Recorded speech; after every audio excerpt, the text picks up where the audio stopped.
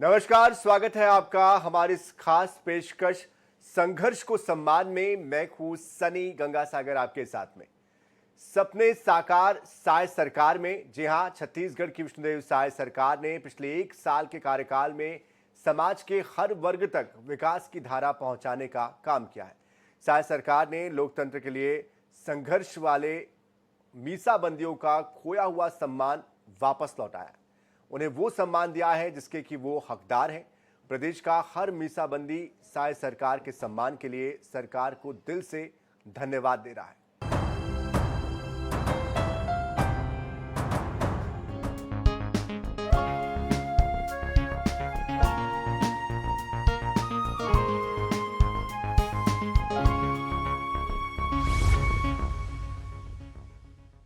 देश के लोकतंत्र की रक्षा और सम्मान की लड़ाई में समाज के एक बड़े वर्ग ने अपनी तरुणाई को समर्पित किया। इन्हीं मीसाबंदियों को सम्मान दिलाने का बीड़ा साय सरकार ने उठाया। अपनी शुरुआती घोषणाओं में ही साय सरकार ने मीसाबंदियों को उनका सम्मान दिलाया है। ये मीसाबंदी अब लोकतंत्र सेनानी के तौर पर पहचाने जा रहे हैं। खोया हुआ सम्मान हासिल करके ये बुजुर्ग साय सरकार को दिल से धन्यवाद दे रहे हैं, आभार व्यक्त कर रहे हैं।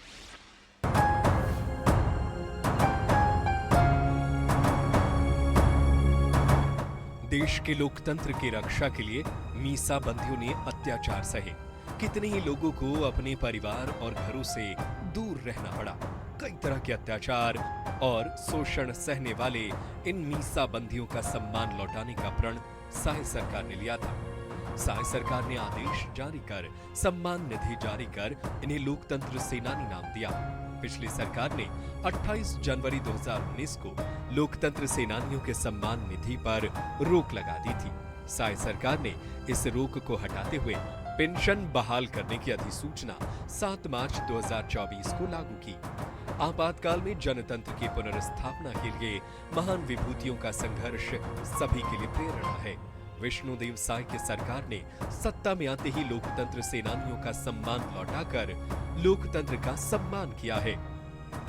हमारे परिवार से भी हमारे ताऊ स्वर्गीय श्री नरहरि प्रसाद साय जी वो मीसाबंदी थे। 19 महीना वो जेल काटे और जब 77 में चुनाव हुआ तो रायगढ़ से सांसद हुए और मोरारजी भाई की सरकार में केंद्रीय राज्य मंत्री के रूप में उन्होंने काम किया। बालकृष्ण शर्मा कुनपुरी के थे जिनको लोग देवकी महाराज के नाम से ज्यादा जानते थे। अपने परिवार में इकलौता वो कमाने वाले थे और वो जेल चले गए। 19 महीना जेल में रहे और वो बताते थे कि उनके जेल चले जाने के बाद उनका परिवार कैसे कष्ट सहा। चूल्हा जलना मुश्किल हो गया था ऐसे परिवार में। वो बताते थे कैसे कैसे कष्ट सहे। तो ऐसे और भी अनेक परिवार होंगे जिनका घर इस इमरजेंसी के कारण, आपातकाल के कारण बर्बाद हो गया। आपने अपनी सरकार बनाई और आपने जब अपनी सरकार छत्तीसगढ़ में बनाई तो उस सरकार ने मंशा अनुरूप माननीय विष्णुदेव साय जी ने निर्णय किया कि न सिर्फ इसको प्रारंभ किया जाए वरन विगत 5 वर्षों से जो रुका हुआ है उसको भी ससम्मान सबको दिया जाए। ऐसा निर्णय माननीय विष्णुदेव साय जी ने किया। माननीय मुख्यमंत्री जी का भी मैं इस विषय पर हृदय से आभार व्यक्त करता हूं, अभिनंदन करता हूं। ऐसे निर्णय के लिए ऐसा निर्णय, यही निर्णय होना चाहिए था। इसी बात से उनको समझ में आएगा कि ये वो ताकत है जो ताकत अपनी सरकार बना सकती है। ये वो ताकत है जो सरकार बना करके अपने हिसाब से अपना काम करवा सकती है। ये वो ताकत है जिसने उस समय लड़ाई लड़ी है तो आज की लड़ाई तो ये लोग लड़ ही सकते हैं। ये सबको समझ में आनी चाहिए। जब कुछ नहीं मिलता था तब मैं पूरे प्रदेश में जब दौरा करता था तो उस समय भी मेरी चाहत नहीं थी कि मुझे कुछ मिल जाए। तो ये आप सब उन लोगों के बहकावे में भी ना है जो कुछ चंद लोग जो है आज इस प्रकार की बात करते हैं। तो आप सबसे निवेदन है कि हम सब लोकतंत्र प्रहरी की कल्पना करें और एक संगठन हमारा हर स्थान पर लोकतंत्र सेनानी संघ का संगठन मजबूत हो और एक ताकत रहेगी तो झुकने वाला झुकता है, अटल बिहारी वाजपेयी जी ने कहा था। और इस प्रदेश में भी हम लोगों ने जब 2008 में ताकत दिखाई थी तो माननीय मुख्यमंत्री जी ने उसी मंच से हम लोगों को लोकतंत्र सेनानी का सम्मान प्रदान किया था। वो हमारी ताकत थी, संगठित शक्ति थी। और माननीय विष्णुदेव साय जी तो हमारे परिवार के। जब पारी आया तब मीसा में मुझे डाल दिया गया। सबसे छोटा वाला बच्चा इमरजेंसी का है। मुख्यमंत्री जी जो हैं हम लोगों को सम्मानित दे रहे हैं, हमारा बैंक खाते में आ जा रहा है बराबर। मोदी सरकार और हमारे विष्णु देव आए हैं, तब से हमारा एक अच्छा हम लोगों को प्रोग्रेस मिला है और सारे पैसा हमको जो भूपेश सरकार के समय नहीं मिला था वो पैसा भी हमें मिल रहा। हम लोगों ने आंदोलन किया कि हम कैदी तो हैं नहीं, हम लोग तो राजनीतिक व्यक्ति हैं, फिर क्यों हम लोगों को प्रतिबंध है इस प्रकार से। जेल के अंदर कहीं भी घूम सकते हैं, परंतु उन्होंने घूमने नहीं दिया।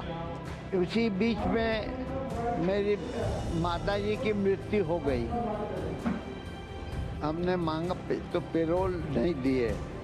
पूरा बैरक के लोगों ने आंदोलन किया कि नहीं उनको जाने दीजिए, हम लोगों को व्यवस्था करते हैं, उनको जाने दीजिए, ऐसा कुछ बात नहीं है। तो जाने दिए तो जब तक के जला दिए थे, दाह संस्कार हो गई थी। ये तो बहुत अच्छा हो गया, विष्णुदेव सरकार ने शुरू कर दिया और मैंने इससे लोगों को राहत मिली है और बहुत मैंने अच्छी बात है। हम विष्णुदेव सरकार को काफ़ी धन्यवाद देते हैं। अब जानते हैं कि आखिर मीसा क्या है। मीसा यानी maintenance of internal security act. इस गिरफ्तारी को अदालत में चैलेंज भी नहीं किया जा सकता था। इस दौरान मीसा कानून के तहत बंदी बनाए गए लोगों को मीसा बंदी कहा जाता है। मीसा कानून के तहत लाखों लोगों को जेल में डाल दिया गया था। 25 जून 1975 की आधी रात को एक अध्यादेश के जरिए देश भर में आपातकाल लागू किया गया था। इस दौरान संविधान में दिए गए नागरिक अधिकारों को भी निलंबित कर लोकतंत्र का गला घोटने की कोशिश हुई थी।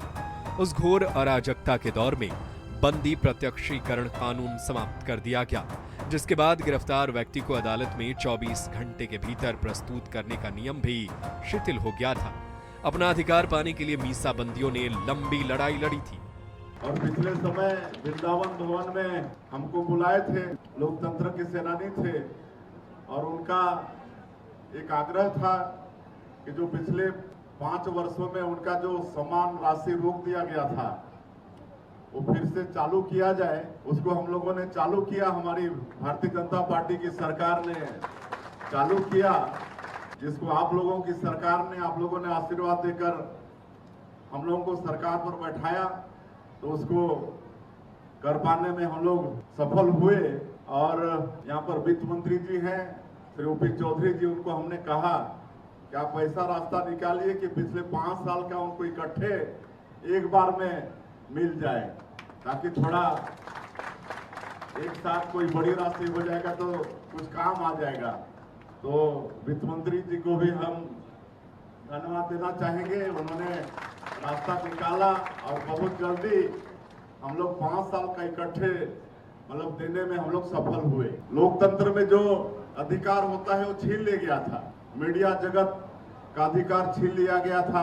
कहते हुए भी दुख लगता है कि कैसे सबको जेल में ठूंस दिया गया, कैसे बर्बरता के साथ नसबंदी हुआ, कुमारे लोगों का भी नसबंदी हो गया कि इस कहते हुए भी शर्म लगता है। ये इमरजेंसी में इस देश के लोगों के साथ बर्बरता हुआ, तो ये सब आप सब लोग जानते हैं।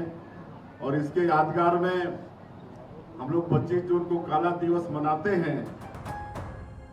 आपातकाल के मीसा बंदियों की पेंशन तत्कालीन सरकार ने 2019 में यह कहकर बंद कर दी गई थी कि इन आवेदनों की नए सिरे से सत्यापन कराया जाएगा, लेकिन सत्यापन नहीं किया और सम्मान निधि भी नहीं दी। मीसा बंदियों ने प्रदर्शन किया और जब सरकार नहीं मानी तो सभी हाईकोर्ट में अर्जी लगाई।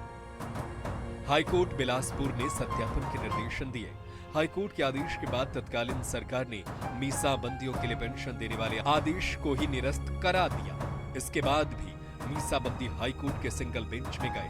कोर्ट ने भी सरकार के निर्णय को गलत बताया और इसके बाद डबल बेंच ने सुनवाई की और सिंगल बेंच के आदेश को यथावत किया। सरकार मीसाबंदियों के खिलाफ सुप्रीम कोर्ट पहुंची तो यह मामला लंबित रहा। विष्णुदेव साय की सरकार ने आते ही सुप्रीम कोर्ट में अपील वापस की और पिछले 5 साल की राशि एक साथ दी। लोकतंत्र सेनानियों ने मुख्यमंत्री विष्णुदेव साय से मुलाकात कर सम्मान निधि फिर से शुरू करने के लिए धन्यवाद दिया था। इस मौके पर मुख्यमंत्री विष्णुदेव साय ने कहा कि हम लोकतंत्र को सर्वोपरि मानते हैं और हम लोकतांत्रिक भावनाओं के पोषक हैं।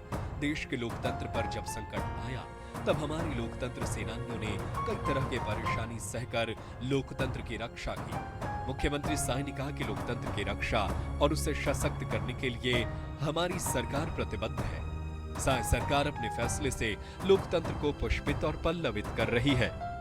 Bureau report, INH news. मुख्यमंत्री विष्णुदेव साय ने प्रदेश की मीसाबंदियों की तकलीफ को समझा और उन्हें सहारा देने की कोशिश की।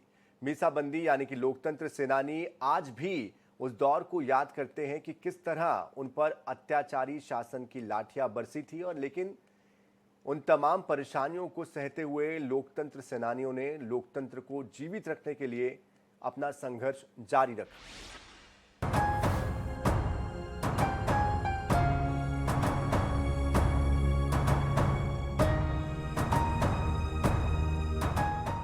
संघर्ष और तकलीफ की पीड़ा को वही जानता है जो उससे गुजर चुका हो। मुख्यमंत्री विष्णुदेव साय ने मीसाबंदियों की तकलीफ के उस दौर को देखा है।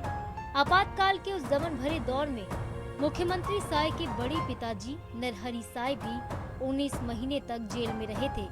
सीएम साय के मुताबिक लोकतंत्र सेनानी जब जेल जाते थे तब उस परिवार की स्थिति दयनीय हो जाती थी। इन परिवारों के सामने आजीविका का संकट भी हो जाता था।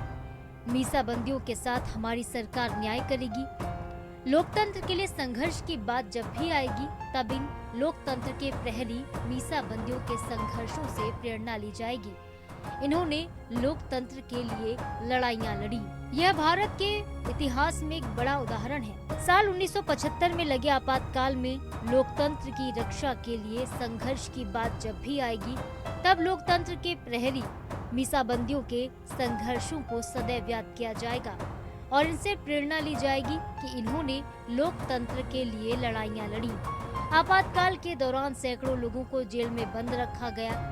इन मीसाबंदियों ने जेल में जो पीड़ा, जो जुल्म सहे, उन जख्मों पर मरहम लगाने का काम प्रदेश के मुख्यमंत्री श्री विष्णुदेव साय ने किया है। साय सरकार ने मीसाबंदियों की सम्मान राशि की बहाली के लिए जो पहल की है वो सराहनीय है। इससे मीसाबंदियों का सम्मान लौट आया है। 70 के दशक में तत्कालीन सत्ता से संघर्ष करने वाले मीसाबंदी उम्र के उस पड़ाव पर आ चुके हैं जहां उन्हें मान सम्मान के साथ साथ आर्थिक सहायता की भी दरकार है। इनकी जरूरतों को साय सरकार ने समझा और मीसाबंदियों के सम्मान में कई बड़े फैसले लिए हैं। साय सरकार के फैसलों को मीसाबंदियों ने भी सिर आंखों लिया है। आज़ादी की पहली लड़ाई लड़ने वाले स्वतंत्रता संग्राम सेनानियों को जिस प्रकार से और उनके मृत्यु के बाद राजकीय सम्मान मिलता है, वैसा ही राजकीय सम्मान विष्णुदेव साय जी की सरकार ने प्रदेश के मीसाबंदियों के लिए जिन्होंने 21 माह, 19 माह, 18 माह यातनाएं झेली, उनको प्रदान करने का निर्णय लिया और उनको उनकी अंत्येष्टि के लिए उनके परिजनों को 30,000 रुपये देने का निर्णय लिया। ये वास्तव में बहुत ही सम्मान का विषय है। विष्णुदेव साय सरकार ने जो हम सब लोकतंत्र सेनानियों के लिए जो मरणोपरांत सम्मान का जो की घोषणा की है, तो मैं उसकी बहुत ही सराहना करता हूँ कि उन्होंने हम सब लोकतंत्र सेनानियों के लिए यह एक उपहार दिया है जो कि सराहनीय है। ये मीसाबंदियों का जो है पेंशन वगैरह सब बंद कर दिया था और अब जैसे स्वतंत्रता संग्राम सेनानियों को उस समय जो है दिया जा रहा था सारी सुविधाएं, तो ये सुविधाएं आज हमको विष्णुदेव साय सरकार ने मीसाबंदियों को जो है जो 5 साल से रुका हुआ था पेंशन, वो उन्होंने लागू किया। ये हम मीसाबंदियों के लिए बहुत गर्व की बात है और विष्णुदेव सरकार ने मीसाबंदियों को जो है राजकीय सम्मान के साथ में उनको अंत्येष्टि वगैरह करना या और भी जो अन्य सुविधाएं दिया है, उसके लिए हम सब मीसाबंदी विष्णुदेव साय सरकार, भाजपा सरकार का बहुत ही आभारी हैं। हमारे साथ मीसाबंदी जो आपातकाल के समय जेल में थे, उन्होंने किस तरह यातनाएं झेली, कैसा अनुभव रहा, उनसे जानेंगे। सबसे पहले आपसे जानना चाहूँगा आपका परिचय। मेरा नाम विश्वनाथ राम है। मैं जसपुर जिला कुनकुरी गाड़ाकाटा में रहता हूँ। 25 जून 1975 जब देश में इमरजेंसी लगी तो उस समय अविभाजित मध्य प्रदेश जो अब छत्तीसगढ़ है, आप उस समय कहाँ पे थे और क्या हुआ था उस समय? मैं 1975 में और कल्याण आश्रम उच्चतर माध्यमिक विद्यालय में शिक्षक था। 9वीं 10वीं हाई स्कूल पढ़ा रहा था। जब आपातकाल 25 का रात को लगा, उस समय हमारे देश में और आपातकाल लगने के बाद हम जो जिस संस्था में थे, कल्याण आश्रम में, जिसमें हाई स्कूल में हम पढ़ाते थे, उसके जो संस्थापक अध्यक्ष थे वो दौरा करने के लिए नागपुर गए थे और मैंने कल्याण आश्रम में काम से। अब जब 25 तारीख रात को आपातकाल लगा और 26 को जब वो रायगढ़ से, नागपुर से होकर रायगढ़ से घर पहुंच रहे थे, उनको घर पहुंचने के पहले 1 किलोमीटर पहले ही उनको बस से उतार लिया गया और सीधे जेल थाना लिया गया और थाना में नाम गाम लिखा पड़ी हुआ और सीधे जेल भेज दिया गया। ये आपातकाल था। और आपातकाल में ऐसा कह सकते हैं कि हमारे यहाँ कल्याण आश्रम में जितने बड़े थे, वरिष्ठ, अम्बालाल जोशी थे और मैंने त्रिवेणी प्रसाद सोनी जी थे, ऐसे जितने वरिष्ठ लोग थे जो इंदिरा गांधी जी को लगता था कि ये लोग जो है आरएसएस को लोग हैं, और कांग्रेस के अपोजिट वाले हैं, इन लोगों को बाहर रहने से हमको हमारा कुर्सी को खतरा है, ये लोग हमारा कुर्सी को और खतरा में पहुंचा सकते हैं। ऐसा करके ऐसे सारे लोगों को और एक एक करके जेल में डालते गया। और जेल में जब डाला और जेल में डालने के बाद जो है मैंने इस प्रकार से एक एक लोगों को जेल में डाल दिया। और जेल में डालने का मतलब क्या है कि हम लोग तो खाली एक इस देश के हित में हिंदू संगठन आरएसएस का काम करते थे और कोई हम लोग बहुत बड़ा दोषीदार तो नहीं थे या बहुत बड़ा नेता तो नहीं थे जो कि इंदिरा गांधी के देश गद्दी को कोई खतरा हम लोग पहुंचा सकते थे। ऐसा कोई नहीं था। केवल इंदिरा गांधी को लगता था कि ये लोग बाहर रहेंगे, अपोजिट वाले, तो हमारे विरुद्ध में लोग आवाज उठा सकते हैं और इसीलिए और लोकतंत्र को खतरे में डालकर, संविधान को अपने मुट्ठी में लेकर के, न्यायालय को अपने क्या बोलते हैं कब्जे में लेकर के, मीडिया को जो है और मैंने कंट्रोल कर लिया। जो इंदिरा गांधी जो चाहती थी वही मीडिया में छप सकता था। इस प्रकार से ऐसे सारे लोगों को इंदिरा गांधी जो है हम जेल में डाल दिया था। ये था आपातकाल। मैंने हाँ बोलिए। आप कितने दिन जेल में रहे और जेल में किस तरह की यातनाएं आप लोग को दी गई? जेल में हम 15 महीना जेल में थे और जेल में हम लोगों को मैंने ऐसा व्यवस्था था कि चावल दाल और आटा मिलता था। हम लोगों को वहाँ खाना अपने से बनाना पड़ता था। वो मैंने वहाँ जो कैदी थे उन कैदियों को थोड़ा सा बर्तन धोने के लिए थोड़ा सहयोगी के रूप में उनको हम लोगों को सहयोग दिया जाता था, परंतु हमको जेल में स्वयं खाना बना के खाना पड़ता था। और जेल का नियम ऐसा था कि समय सवेरे 6 बजे जो हम लोग को छोड़ा जाता था मैंने दिशा मैदान के लिए, और दिन भर बाहर रहते थे, खुला रहता था, और शाम को हम लोग को 6 बजे अंदर हो जाना रहता था। अब अंदर हम लोग नहीं होते हैं और थोड़ा सा भी हम लोग लेट करते थे बाहर में, तो मैंने एकदम वो जेलर और जेल का छोटा जेलर और उसके जो जेल में जो नंबरदार होते हैं कैदी, बड़े प्रभावी कैदी, गुंडा तत्व के लोग, वो सब जेलर और छोटा जेलर के साथ 15 लोग आते थे और तुरंत आकर के वो ताला लगा देते थे और बाहर हैं तो बाहर रह गए। और मान लो कोई टट्टी पेशाब गया है, कोई गुड़ाखू घिस रहा है, छत्तीसगढ़ है गुड़ाखू करते हैं लोग, ऐसे समय में उसको ताला लगा दिया जाता था और जो बचे हुए लोग हैं उनको 6 फीट का जो सिंगल व्यक्ति का जो सेल है उसमें डाल दिया जाता था रात भर के लिए। इस प्रकार से और यातना दिया जाता था और सड़ा हुआ हल्दी दिया जाता था। हम लोग उसको कूच के देखते थे, वो हल्दी खाने लायक नहीं रहता था। आटा देते थे, आटा में कीड़ा रहता था। हम लोग को छान करके और उसको खाने लायक बनाते थे, उसके बाद हम लोग भोजन करते थे। इस प्रकार से जेल आपातकाल में और यातनाएं दिया गया।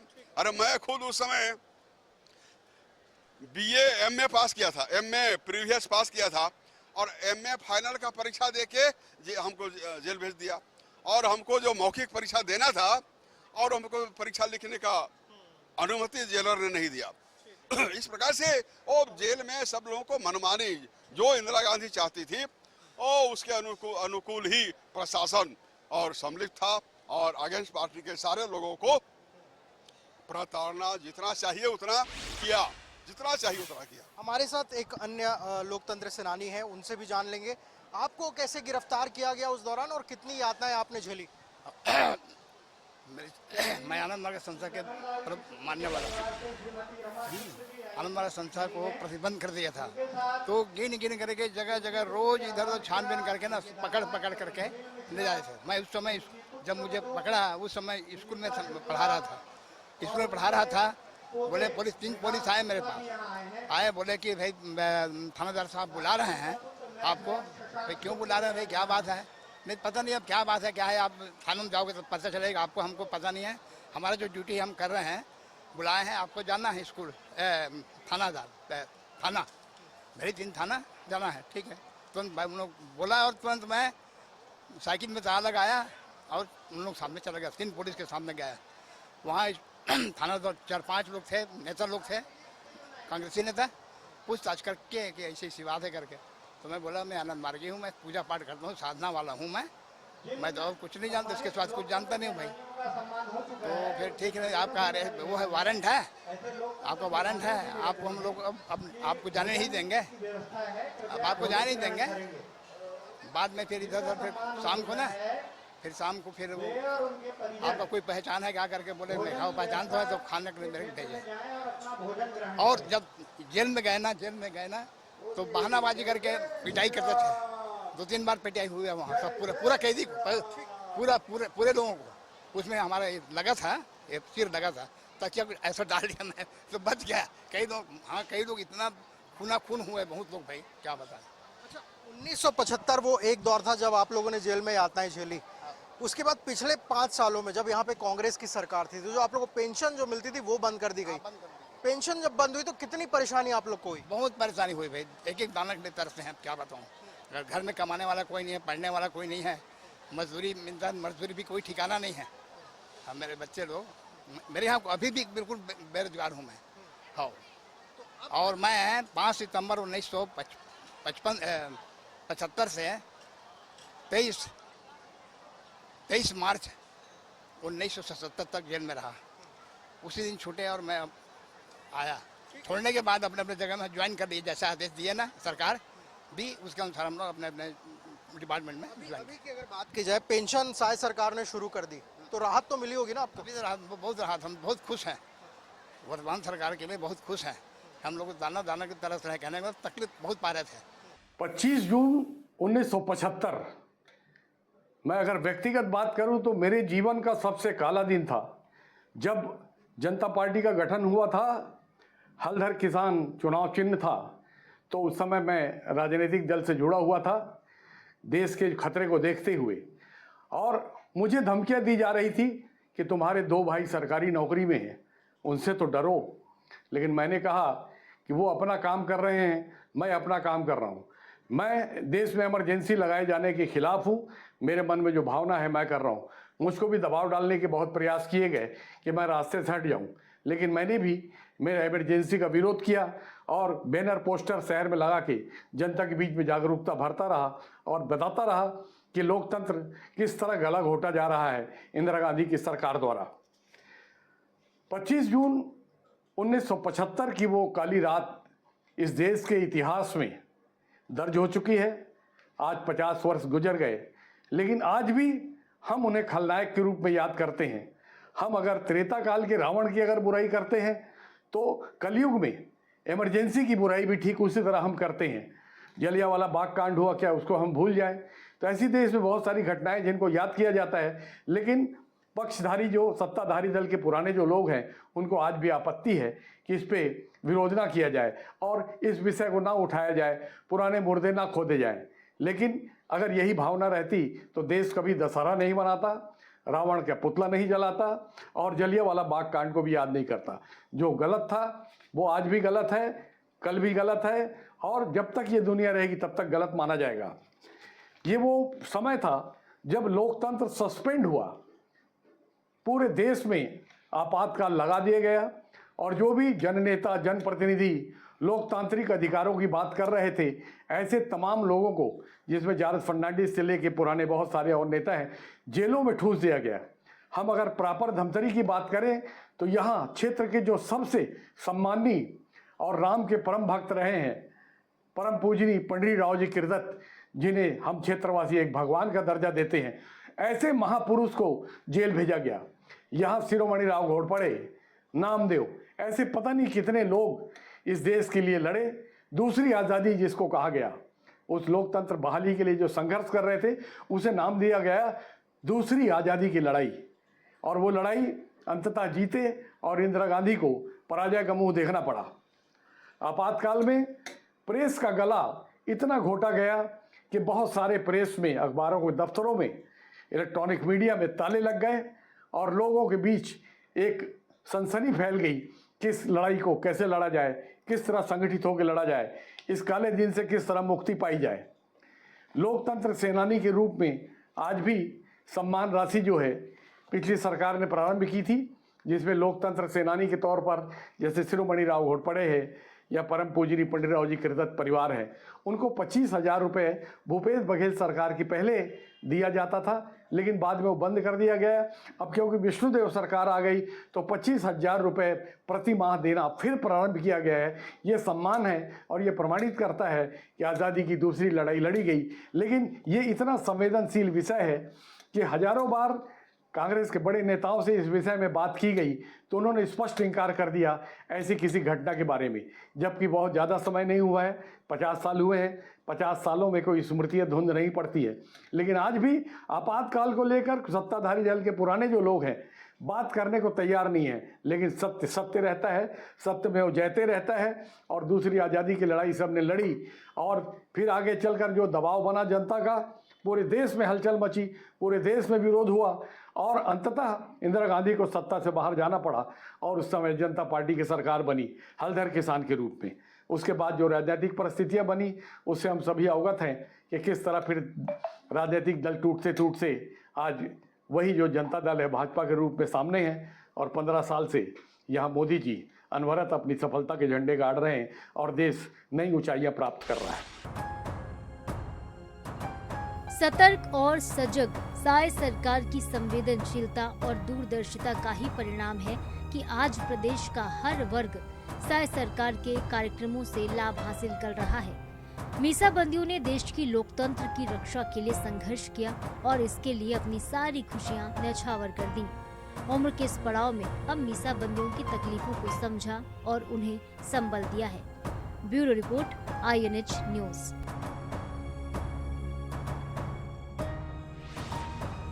तो इसी के साथ इस खास पेशकश में इतना ही। ताज़ा खबरों के लिए, अपडेट्स के लिए आप बने रहिए INH 24/7 के साथ।